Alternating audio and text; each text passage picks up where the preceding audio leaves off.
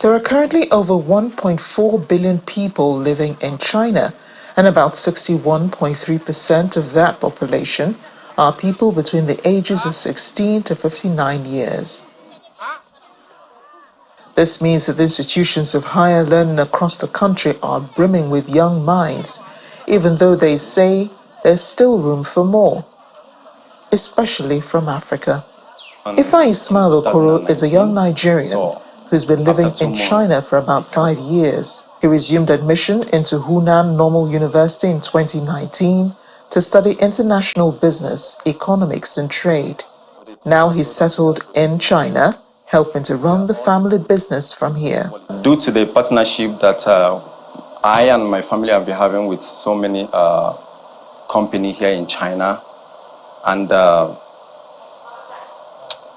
all the Chinese culture, the way they accept foreigners, as long as you're not doing anything illegal, 100% assurance I can give you is that in regarding of anything that brought you to China, you must surely get it 100%.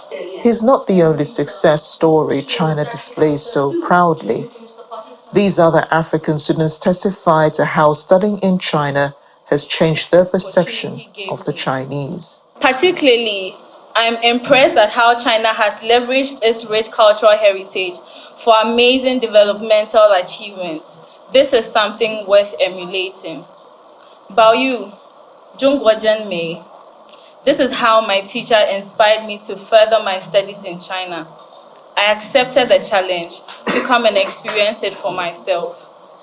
My love in China, in Hunan Normal University, has been absolutely unforgettable experience. Not only I have deepened my knowledge of translation, the Chinese language, the history, and also the culture, but I also have participated in many international conferences and studies. Vice President, Director of the Social Sciences Base for China-Africa Cultural Cooperation and Exchange in Hunan Province, Ms. Zhu Shu, makes a case for why Nigerian students should consider studying in China.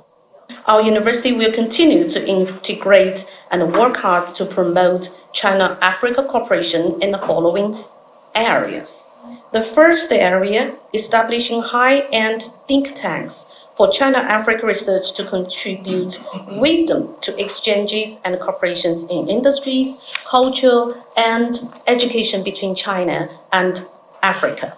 The second, relying on the Confucius Institute, establishing Luban workshops and setting up vocational training classes to train excellent urban construction talents for cooperation enterprises in Africa. The third, expanding the education of African students in China and the master's level and developing joint doctoral training programs. The fourth is preparing to establish a regional country research center for Africa. Nigeria is a key country for Hunan's cooperation with Africa, and will also be a very key, important country for our exchanges and cooperation. Leading the Nigerian delegation is a media strategist, Charles Udogoranya, who emphasizes that increasing scholarships for Nigerian students into Chinese universities will help fill the quota China expects from Africa. We will be pleased to see more Nigerian students admit or enroll in your university. And I believe that even though I didn't hear that in your speech, that you should be able to see possibilities of provision of scholarships in order to enable more Nigerians who have interest in studying in your university to be able to enroll. This educational partnership is one of the ways China hopes to engage Nigerians into embracing Chinese culture, the people, and its friendship. In Changsha, Amarachi Ubani for China.